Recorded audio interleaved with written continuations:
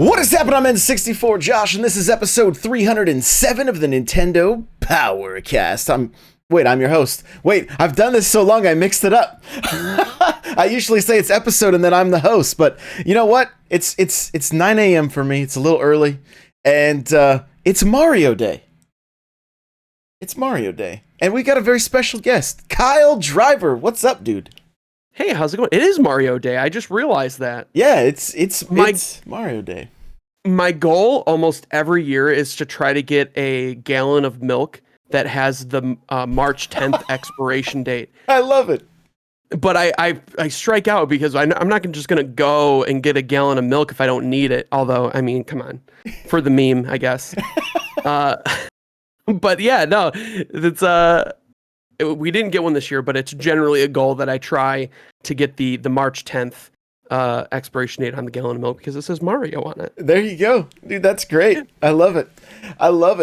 Well, we're going to jump right into this thing per usual. And this is, I told Kyle, so there's two things we're going to talk about. I'm going to throw a little curveball because this Ninja Turtles game, Shredder's Revenge, this trailer dropped today, and I text him almost immediately after it was posted in my Discord, and I was like, I know you're a Turtles fan, so yes. What'd you think? So obviously it's almost the very same style as Turtles in Time, and just whew. The nostalgia hit me hard with that, especially with the intro. It was very reminiscent of the original Ninja Turtle animated series trailer, or like the beginning hook. Oh, yeah. And it's just I cannot wait. Like that'll be a good game to pick up and just play mindlessly for whenever. Super excited for the new Turtles game. From my understanding, the devs are the ones that just did Streets of Rage 4. Ooh, so nice. They know what they're doing. They definitely know what they're doing. And okay, I still have most of my turtle action figures. They're in a box in my garage. And like in that trailer, there's like this silver robot that they showed. I had that toy. They showed the Triceratops. I can't even remember his name. I had that toy. Mine had battle damage. I busted one horn off playing. Nice. We were playing a little too rough, I guess. But a lot of times, some of those characters that I would get as a kid, they would be in like Turtles in Time or in like the Manhattan Project. The third Turtles game, and it was like that was the only place you saw some of. They might have been in one episode, but then So I just love that they kind of like. They got there's some deep cuts here. When I saw Nickelodeon, I was immediately disappointed just because I don't like the art style. And then that immediately went away as soon as I saw the hand drawn, like this looks like the show from the 80s. And it was really good. It was really good. And before we did this, we were talking about the Last Ronin comic series, and that art style, it's also put out by Nintendo. Or I'm sorry, Nickelodeon. So the art style is really good. It's dark, it's gritty, and I like how Nickelodeon is kind of just, they're stepping away from their norms on how they do their art styles, which is really cool. So the comic doesn't look like the current cartoon. No, actually, if you want, I can show just the cover. I don't want to spoil it. For sure. Or whatnot. So let me grab it really quick. Yeah, absolutely. So this Turtles game, if you guys haven't seen it, it looks like Turtles in Time, like the Manhattan Project, like Teenage Mutant Ninja Turtles, the arcade game. It's very reminiscent. A lot of the moves are the same. You can throw the foot soldiers right at the screen, which is what you could do in Turtles in Time, and it was awesome. So here, I know if you guys are just listening and you're not seeing right now, but we're looking at the cover of The Last Ronin, and the artwork is amazing. Yeah, that's issue 1. Okay. And then we got issue 2. So it's super gritty, super dark, and definitely outside of the whole Nickelodeon norm. Who publishes those? This one is published by IDW. Okay. Yeah, it's done.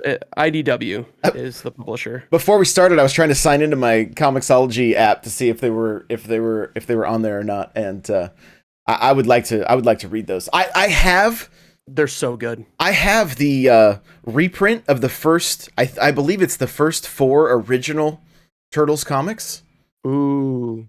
Now, and they were really gritty too. Very yeah, people got messed up, like killed. Yeah, there was. This is. I think this might be paying homage to those. Got you. Okay, it looks similar. It really did. Yeah. So that's cool. Very cool. So, Kyle, we met via TikTok. We did, and you're crushing the content game. Like you're streaming, you're putting out TikToks. Are you doing YouTube also? It's in the works. I want to take a bunch of my successful TikToks, convert them into more of a YouTube Shorts format, just to get it out there. And then I'm going to start working on some like long form content. Perfect. So it is something that's in the works. YouTube is like one of those things. It's not. I don't think you can just like you can, but since we're established on TikTok, I want to be a little bit more methodical about it. I want to have a plan. I want to have a schedule. I want to go about it the right way to set the channel up for success. Because I've watched several people. I'm not sure if you're familiar with Ben Jammins. He started doing YouTube Shorts, and he started to blow up. Like his big thing, his niche is doing like COD memes in Verdansk, like for Warzone, like what vehicle kills, doing silly stuff. And is he the guy that's always in the vehicle? Like his main weapon is the vehicle? His main weapon is the vehicle, and he dresses up like Ben Franklin. Like straight up. He wears a wig, he wears sunglasses, and then he's Ben Franklin, and it's an amazing just unique style of content that he puts out, and he started putting his stuff out on YouTube, and it's literally skyrocketed his streaming platform. Got you. I know exactly who you're talking about. I initially was thinking about somebody else, but no, I know exactly who you're talking about. So that's great. Yeah. I mean, I've had some shorts seriously pop off, and all I do is just post my TikToks right over there. Yeah. Do you strip them of the watermark? Nope. I'm told that it's no. Okay. No. And the reason I don't is because a lot of times I make sure to use the TikTok music. And so, yeah, the watermark's over there, and I mean, some of them flop, and I've had some people that are like, I did have one person say like, I don't want to see your grainy TikTok, and I'm like, keep scrolling. You know what I mean? Like, gotcha. So, but that being said, my plan going forward, sometimes like TikTok is the main platform for the short form videos, and I will post the same content in other places, but right. I do plan on making some exclusive shorts, exclusive reels. I'm even working Pinterest. We were just talking about that beforehand because they're pushing out that content right now, and right. So it's one of those things I'm gonna repurpose when I can. And then at other times, I'm gonna make stuff exclusively. But you do hear that a lot of times. Get the watermark off because they don't like it. But it's just the way it goes. So let's talk. Yeah. Give me the plugs. Where can people find you? Where can people find me? Well, they can find me at Kyle Driver. Make sure the 1 or the L is a 1 on all platforms: Twitter, Instagram, Twitch, TikTok.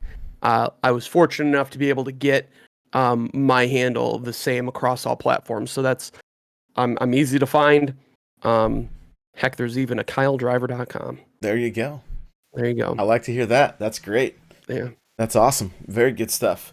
So, and mainly streaming Apex right now. Yeah? Yeah, we've gone we started off doing a lot of Warzone stuff, a lot of COD stuff, and then it's just with the state of that, it's pushed me to Apex, where I've absolutely fallen head over heels in love with that game.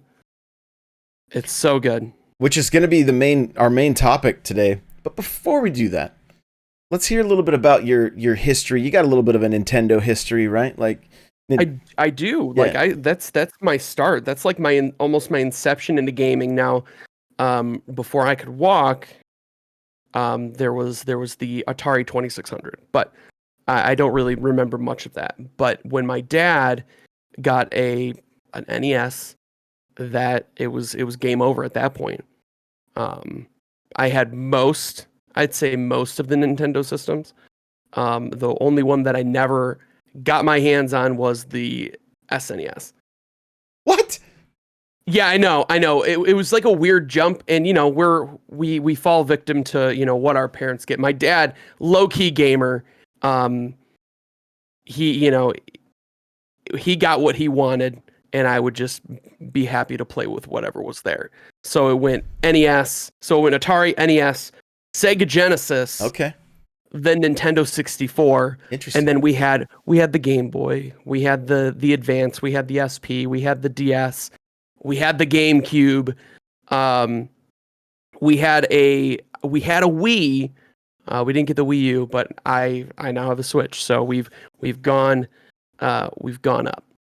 And so, but we do play the Switch every now and again. The kid loves the Switch, so I'm passing that on to her. We even have the NES and the SNES emulator that are available with Nintendo Online. Right. So she gets to play some of the old games that I grew up playing, and I get to play some of the games that I missed out on with the SNES. Right. Yeah. So it's all good. Yeah. Super Metroid. If I can, I always I've had a few other guests that have been like, I didn't play much on the Super Nintendo. I'm like, Super Metroid is the game that I can't recommend enough. Like, I can't recommend it enough. Yeah. So, it's in my top 5 games Right. of all time. Like, literally the first time I had like an emotional experience with a video game where I was like, wow. And I'm like trying to tell my dad, like, Dad, the Metroid. And he's like, what the hell's a Metroid? So right. That's but nice. Yeah. Well, very cool. Any like just absolutely any of those NES Nintendo games, even if it was a Sega game that are in your top 5 of all time? Games of all time, I would have to say Mario 2 is in there because that's what we had. What? Super Spike. Yeah, Mario 2. I loved Mario 2. So did I. Like, I don't hear that very often. It was so good. It was like it had it was very like you could branch off and play different areas if you wanted to, which was wild. There was a different depth than there was with the original Mario game. Mm-hmm. And then with Mario 3, obviously you had a little bit more.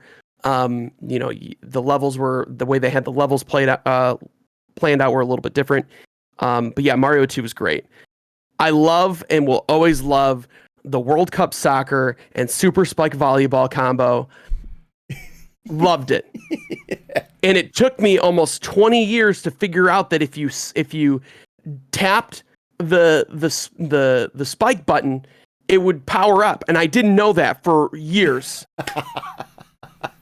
And then I was playing an emulator, and I was like, wait a second. I was tapping it because I was getting mad. I was like, wait a second, why does hand glow?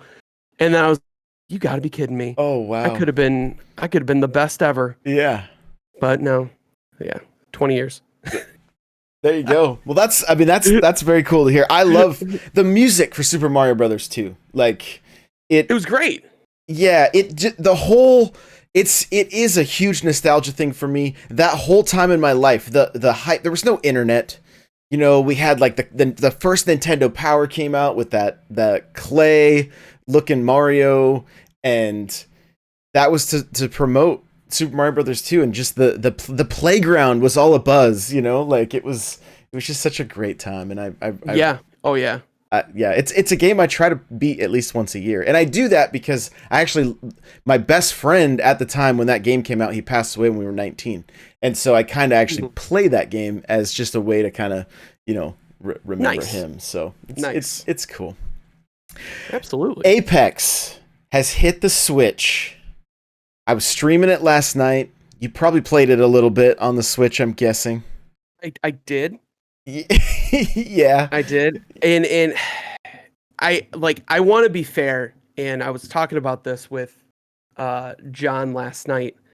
I don't think that I can give a fair assessment on the game because I do play Apex on the PC. Sure. My eyes are used to high frame rate. They're used to 144 frames, and going from that to 30 at a lower resolution, my eyes aren't used to it. So I don't think I can give an accurate and fair assessment on how the game is. What were your thoughts? How did you like it? I'm in a very similar boat. I've been playing on the Series X, and yeah, I'm used to the 60 frames, right? I don't know if Apex has gotten the next gen upgrade yet for the Series X, but I'm in a situation with my capture card and my Switch, my HDMI switch. I have to run it direct to my monitor in order to get 120 at this point. So I'm not doing that because I'm mostly streaming when I'm playing. So I went back again and played today, this morning. I just wanted to have a fresh perspective, and I wanted to try to play the game without crossplay on. Okay. I couldn't get into a game. Really? Yeah. I sat in a queue with 26 people. Dang. Yeah. Now, so maybe I wonder if it's because the release came out so late. It could be. It could be. The thing that was interesting is the moment I turned off crossplay, I immediately got into a game. I mean, immediately. But the 3 people I was paired with were all playing Switch. And you know how it shows you like another team as you're loading in? Yeah. Yeah. 2 of the 3 were on Switch, and someone else was playing, I assume, on a console because they had a controller on their on their screen. So right. So what do I think? So okay, here's the thing. I played the first Doom 2016 on Xbox One. I played that for a bit, and then I stopped. And then it came out on Switch, and I actually beat it on the Switch. Played through it. Right. And it was a very similar experience to with what Apex is. 30 frames a second, muddy resolutions. But like we've grown up with like the 64. Like the 64 is one of the worst looking systems looking back on it, right? It needs some serious love in order to get those games looking okay. And so I can hang. I can hang. It's fine. But there were issues last night where cuz there's some bushes and some shrubs and stuff, and you can't tell if you're shooting that or an enemy at that point, and it makes it difficult. Yeah. I did a little bit. I didn't get into any games. I got into the training area. Using the handhelds, it was a little difficult. Once I switched to the Pro controller, it was a little bit better. Sure. But as far as like I played off of the dock, on the dock, I couldn't really tell a difference. I really couldn't tell the difference between the two because I mean they're closer resolutions for the most part. But yeah, I think if you were on the Switch already and you're used to playing those, I think it wouldn't be too bad, especially if you've played Fortnite on there or one of the other shooters that they have. I don't think it would be too drastic of a change, but going from any higher resolutions down to it's not a pleasant experience. No, it's rough. It's rough. I mean, it's just like anything. It's like if you go into Best Buy and you look at all the TVs, right, and they're right next to each other, then you're like, oh yeah, I can tell the difference between which ones.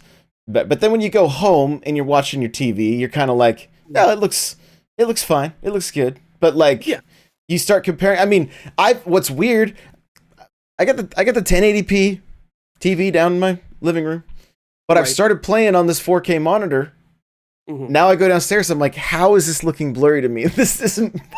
This Yeah. used to look great. What is happening? You know. Yeah. So But if the Switch is all you have, then I still think this is a capable shooter. Sure. You're probably not really going to be playing if shooters are your main thing. You're probably not only owning a Switch. You're probably owning Right. other consoles anyway. Right. But if you just want something fun to jump in with your friends and get kind of that Call of Duty style gameplay, as far as like, you know, it's less. I always kind of differentiate between like the Call of Duty style games and the Halo. Like Halo is the bar for me, like that, and like Right. trying to get the headshots versus like where you can kind of just, you know, shoot them in the chest in Call of Duty or in I mean the headshots still are better, right? But it's less about making those headshots, whereas Halo is like 3 headshots with the pistol, like that's been ingrained in us since day one. So you bring up a good point. So with Apex, there's 3 damage zones, and it's all represented visibly when you hit them. You see the numbers pop up. It'll have certain colors that mean a certain thing. And so, for example, those numbers are important because if you have the purple overshield, then you have 200 HP. So that it becomes a numbers game. Mm-hmm. So when I'm listening to like a lot of like the more advanced players and whatnot, they're calling out how much they hit, where they hit, you know, when they're cracked, all that stuff. It gives people an idea as to how much or what they have to hit them for. It's crazy. Like, because each gun does different damage, 3 different damage zones. It's just it's very complex. Okay, I've noticed like I hit somebody at 94 for 94, and it was yellow and red. I'm assuming that was a headshot. So yeah, yellow means they had a gold shield, or like the overshield. Okay. And then the red meant you penetrate and you're doing body damage, like you're past shields at that point. Ah, interesting. Okay. Yeah. Got it. Okay, let's get into some tips, tricks, beginner tips. Like I've spent I streamed the game I think for 4.5 hours yesterday, and that probably doubled the amount of time I've spent in Apex. Okay. Right? So I'm about 8 hours in. Part of the reason this game didn't jive with me right at the beginning is because I'm like, what is all this stuff I'm picking up? Sure. And I was just like, it feels a little bit. Again, when it dropped, I was all in on the Switch. I was playing, you know, that was mainly where my focus was. So now after about 8 hours, I feel like I'm starting to get the hang of it. But I was playing with my boy Mulehorn last night, and he was like, he goes, he is cracked on the sticks, and he's like, it took me a month to really like get a good feel for this game, understand this game, like not picking up the attachments and all that stuff. I mean, but as far as just the overall feeling comfortable, starting to rack up the kills, it took him about a month. So that's same. I've been playing for about a month. Got you. Okay.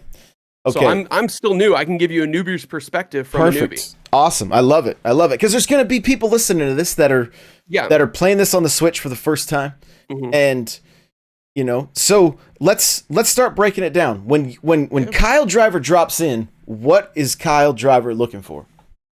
Anything, especially if you're going hot drop. Like anything is better than nothing. You know, don't listen to people who's like, oh, stay away from this gun. Like if you don't want to bring a knife to a gunfight, you know? So whatever you can get your hands on, especially early game, I think anything is better than nothing, especially if there's going to be other teams dropping with you. You're better off having something rather than nothing. My biggest suggestion is to go into the training, like the shooting range. All of the guns in the game are in the shooting range, and you're able to play with them all. And you can throw on all the attachments. It has all the attachments there. You know, some people are more comfortable with snipers. Some are more comfortable with shotguns. You know, you like the SMGs, you like LMGs, whatever, it's all there. And my biggest suggestion is to play with that, because as you go in, like aside from early drop, once you've established yourself on where you want to go, for the match, you know what you're comfortable with, you know what you're looking for, your teammates know what you're looking for, and you can set yourself up better that way. But sometimes that doesn't play out, so it's good to be versatile with multiple guns. Don't just pigeonhole yourself and just be like, I only like this gun. You might not come across that gun. So, and that makes sense. That's my big thing. And that makes sense. So you're dropping in, you're opening chests, you're looking at the loot that's on the ground. My suggestion, also being a noob, is get your helmet and your shield as quickly as possible. Yeah. As quickly as possible. I mean, of course, find yourself a weapon and make sure you grab the ammo. I think that's what's a little bit like the ammo gets confusing. Kind of. It's very similar to Fortnite as far as like, yeah, you have different ammo for every gun, but you kind of just collect them all at once. You know what I mean? Like, you don't have to pick them up. You walk over ammo and you get ammo and you store ammo. This one, I feel like item management is like, your inventory management is very important in this game, and making sure that if you're running the Volt SMG that you're picking up energy ammo. Is that correct? I'm trying to learn, so bear with me. Yeah. So you have there's different ammo types. You have your light ammo, which is like kind of like a yellowish, orangish color box. You have your energy ammo, which is green. You have your heavy ammo, which is like I'm gonna call it like a teal color. And then you have your shotgun ammo, which is red. And then sniper ammo is like this purplish blue box. So, yeah. I didn't know, like, literally jumping in, I was like, oh, if I pick up this ammo, this is an electric type bullet. This is a fire type bullet. Like, that's kind of what kind of what I thought, So I was like, I'm grabbing all the ammo and then I have no ammo, and I'm like, I don't understand. So it was like, and it's very simple. When you look down in the lower right hand corner, you see the gun that you have, and it will show you. It's the color. It's color coordinated. It's color coded. You need to get, but then there's also attachments for the guns, and you have to read to see, okay, does this work with this gun, or does this so it's not just like, oh, I'm just gonna pick up everything and hopefully it works out. It's not the cool thing about that, and it'll tell you, like, if you hover over it, it'll have a dude waving at you in the upper right hand corner of the item that you're looking at, and it'll tell you if it's compatible. Okay. It's so weird. So, but if you want, we can go over attachments. Yeah, let's do it. Okay. I have a guide. Oh. That I'm going to go off of, because I want to be as accurate as possible. I don't want people to go, no, this guy doesn't know what he's talking about. This guy's dumb. So real quick. So basically, you have your. Oh, that's not it. Where is it? I should have did this. No, you're fine. While he's finding it, I will tell you, this was kind of a cool little tip I learned last night. So there's a shield and a helmet now, what does the helmet do? Does it add one more bar to your shield? It helps you with it kind of gives you a little bit of a saving grace from your headshot damage. I see. Okay. So literally the body armor is just. They're still gonna. They both run off the same. Yeah, bar. It doesn't give you additional. It just kind of helps you. I see. Okay, so if you're in a firefight and your armor gets cracked, you don't necessarily have to pop your shields to You can find, if there's another shield near you, just grab that and you can. Even if it's the lower one, let's say you have a blue, but there's a white one near you, then the firefight starts. Like, you just picked up the blue, you drop the white, your firefight starts.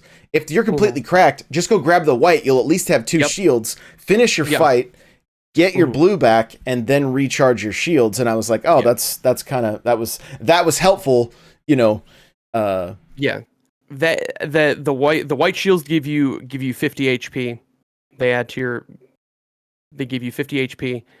Blue is 75, purple is 100, and then if you're lucky enough to get the golden one, the yellow, it is also 100, but you have a faster recharge.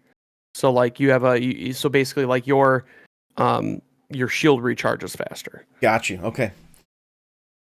So very cool. But okay. So you have stabilizer attachments for multiple guns. You have they control your hip fire recoil, or they control your recoil. You have your shotgun bolts that increase your fire rate. You have your you have stocks, which help with aim drift, weapon switching, and stuff like that. So the from white to purple, the higher item you get, the better it does that. And then you have mags, extended mags. So the more the higher ones, the more ammo you can store per mag. So. Let me say this about mags. If you pick one up, immediately reload. Yes. I did not realize that. So I picked up the extended mag, assuming that it would just, but no, you have to reload that extra ammo to get that extended mag. So just keep that in mind. Yeah, and don't forget about you want to make sure you have your knock shields, because that way you have something that protects you while you're down. And granted, you're down, but it gives your team a chance to, hopefully overcome the firefight, and then they'll be able to pick you up. But you can just sit there in the corner with a shield and protect yourself while your team fights. You can become cover for them. Yeah, true. Yeah, that's true. So it's definitely worth picking up. I've been seeing. I got my last game. I got executed. How's that? Is that just with the melee button, like from behind? Is that? No. You just walk up to them and you hold it down, and it'll just finish them. It like a prompt shows up on the screen, like a button that says execute. Yeah, it'll say finisher. Finisher. Okay. It'll say like hold to finisher or whatever. Got you. Okay. I was just curious because I think I got hit with a drumstick. I was like, what is this? Oh, nice. Lifeline. Yeah. Lifeline. It's a lifeline finisher. Got you. Okay. So it was cool. So let's talk. Dropping in, I was playing again with Mule, and one of the things he likes to do is, as he's dropping in, he turns around and looks behind him to see where everybody else is dropping. Yeah. And then from there he'll kind of pick a spot, or if I think the more you're in the game, you understand which areas are the hot spots, right? That people like to go to, kind of like the superstore in Call of Duty or whatever. And back in the day, Tilted Towers in Fortnite, right? So, so you'll understand where those are. What is your, do you do anything else when you drop in? Is there any tips for us there? Just, if you drop, just make sure someone's with you. Otherwise, you do the game. Hey, did anyone drop with us? I don't know. I wasn't looking. And then you just get completely caught off guard, and then you gotta re-lobby.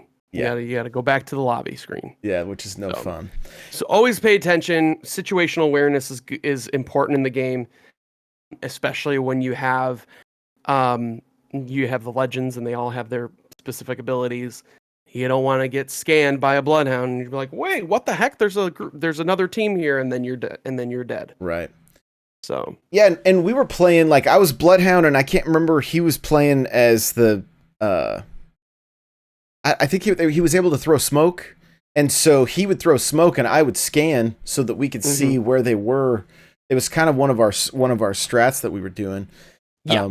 And it worked pretty well, except for last night we did that, and this grenade landed right between both of us. And I was like, bro, there's a grenade. And I took off running, and I just got a little bit of damage, but he went down and was like, where did that thing come from? I honestly thought he dropped it, and it was gonna get, get a team kill or whatever. Like it was placed so perfectly. So nice. Gotta watch out for those things. But you get the indicator when the nades are thrown, and like I said, I tried to get out of there as fast as I could, but I still took a little bit of damage from it. So right.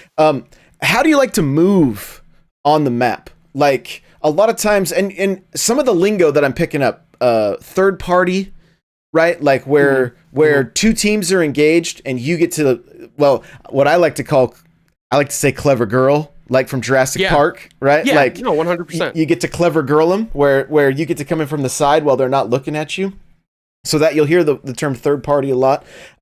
Thirsting is like just letting somebody stay down, waiting for their team to show back up, right? That's kind of what I'm gathering from that? Thirsting is what you do when you down someone and you finish them without focusing on the other team. You remove the other team's ability to revive you. That's what thirsting is. Oh, gotcha. Okay. All right. So I was trying to figure it out because he kept saying it last night, and I'm like, I'm not sure what's happening exactly. There ain't no thirst traps here. Yeah.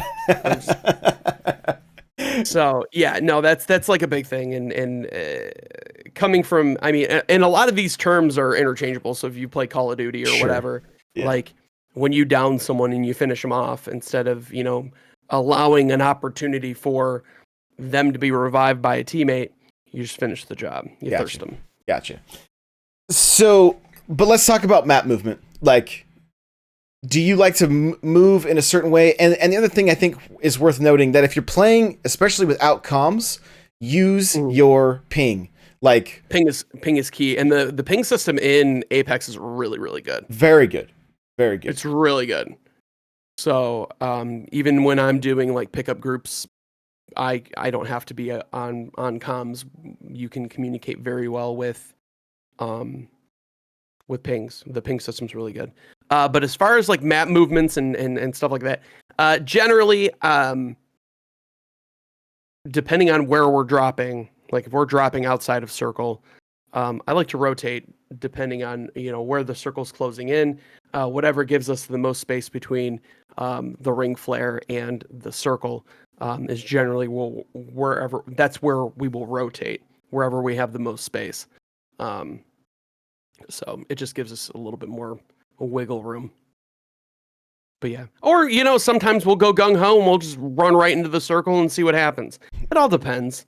Depends on depends on how the night's going. Depends on how the lobbies have been. If they're super sweaty, we definitely tend to play a little bit more conservatively. But if it's just who gives a crap, we'll just yeet and just go in there. Just go for it. Just go for it. What is your perfect setup if you drop in? Like, what if you could get the two guns that you want? Mm-hmm. What are you looking for? Before yesterday, I would have told you the Spitfire and Triple Take, but I'm really starting to like the Volt a lot. Yeah, I was using that a lot too. I'm starting to really like. If you have a kitted out Volt, oh my gosh. I was tearing teams up last night. But the Triple Take is really good. I think it's probably it's my favorite sniper. Between the Triple Take, if I had to take another one, it'd be the Sentinel. But I like having something that I can use at close to medium range, and then I like having some long range support. I got you. So. And that Volt it's for an SMG, it has some surprising distance on it. It's a laser, especially if you have it fully kitted, it's game over. It's hard to match up. Like maybe the R99 can compete, but it's really good. It's just really good. Yeah. No, it's cool. It's cool. Can you tell me a little bit about the black market system? Oh, okay. So Loba is a legend that has the ability to use her alt is called Black Market, and what it does within a radius, I'm not sure how big the radius is, will be gathered. So if you're in an area and you don't want to go looting around, you drop the Black Market, it scans the area, and then it throws all of the items in that area in one menu. And then from there you can pick any two items and then it will pull them off of the map and then give them to you, so you don't have to go searching for it. So yeah, it's super handy, especially early game, to find loot. And then, you know, if you see other stuff that's in there that hasn't been picked up by your team, it's within that circle, so you can go in there and find it. Ah, interesting. Okay. Yeah. Okay. Now, is that, if my teammate throws that down, is it accessible for me? Yeah, it's accessible for the whole team. Okay. So anyone can go in there, but once someone picks it, like, that's it, the item's gone. So have you ever had a situation where you're like looking at a hemlock and then somebody takes the hemlock from the black market, it just disappears in front of you? Yeah, you know, I mean, you're always going to come across the teammates that they have attachments that they want to give themselves the best chance for success in a firefight. So, you know, sometimes getting like higher end weapon attachments they're going to go quick. They're going to go quick, and then you're just stuck with a backpack. It's like, well, I guess I'll take this backpack. Yeah. Feeling like Dora the Explorer. Yeah. Like, yay. Great. Oh man, that is great. Okay. Yeah. Any last words of advice for Apex before we wrap this thing up? Be patient, practice. There's a cool so there's an Easter egg. And this may be changing with the update, because they added in the firing range, they added a platform. We don't know what the platform does yet, but it says inactive when you walk up to it. So we don't know what it is, if it's an Easter egg that you have to unlock. But there is a way currently that, and you'll have to like go and YouTube it or Google it or whatever, to activate the dummies in the firing range. So the dummies will shoot back at you. They'll move around the map. They will shoot at you. It is really good practice. I did it myself after finding out, because especially and they'll spawn in different difficulties. They'll have the white shield, they'll have the blue shield, the purple shield. They're smart. They're smarter than the other ones. And they hit their shots. So it gives you a little bit more real world scenarios, and it'll allow you to kind of practice with those guns and kind of get an idea on how each gun, you know, works, how the recoil patterns are, and whatnot. Because especially if you're on console, recoil control's a little bit more difficult. And that's unfortunately that's fact. Being on PC, it's easier to control recoil being on mouse and keyboard. I think it was the flatline that I picked up. I think that thing's got crazy recoil. I literally would. I figured out, like, if I'm gonna hit anybody, I've got to aim at their feet, pull the trigger once, and just watch it move. Yep. Like, eventually, I'll land a headshot. I was like, "What? This is bonkers." Yeah. Now, does it get better once you get attachments on it? Yeah, so you'll notice that your hip fire, like if you have your barrel stabilizer, you'll notice that the groupings with hip fire, they'll start tightening up with, you know, each level up. Gotcha. So it does get better. I think recoil is it doesn't vary. It might be a little bit different for console. Like I'm coming from a PC player perspective. Those stabilizers might be like key for a controller player, because of how bad some of the weapons recoil is. But I would go in there, turn the bots on, just have fun, and just keep practicing. Just keep at it. It is a high Apex. If you're jumping in fresh, there's a steep learning curve, because there's people in there that have been playing for a long, long time. Right. And you don't always want to rely on skill-based matchmaking, because that can be bad from time to time. So yeah, just keep practicing, keep at it. Don't get discouraged. It takes time to adjust to this type of BR. It's a little bit different. Well, and, like, talking with Mule last night, he was saying, like, Shroud was talking about this game, and he had been playing a bunch of COD, and then he went back over to Apex, and he's like, yeah, the aim assist in COD is ridiculous compared to Apex, and Apex is takes a lot more skill. So sure. Kyle, thank you so much for taking the time to do this. Let everybody know again where they can find you. You can find me, Kyle Driver, anywhere. Twitter, Twitch, TikTok. Just make sure you use a 1 instead of an L, and you'll find me. You'll see my face where I'm like this. I love it. I'm wearing my sunglasses. Hang loose. Yeah, we're out there hanging out. But yeah, nothing too big going on. We're just out here putting out content and streaming. Yeah, he's building an amazing community, guys. Very, very positive community. Go and check it out. Like I love what he's doing. So, of course, you can find me everywhere. N64Josh, guys. We have the Press Pause podcast that has 2 episodes out now. If you're missing Eric and Crawler from this show, we're over there now, and there might even be another guest that some of you guys might remember very, very soon. Possibly even tonight. So make sure to go to subscribe to that wherever you subscribe to podcasts. Leave us a review on iTunes. That helps get new eyes on the show. I appreciate you guys so very much. Hope you have a fantastic day, and we'll see you in the next one. Bye now.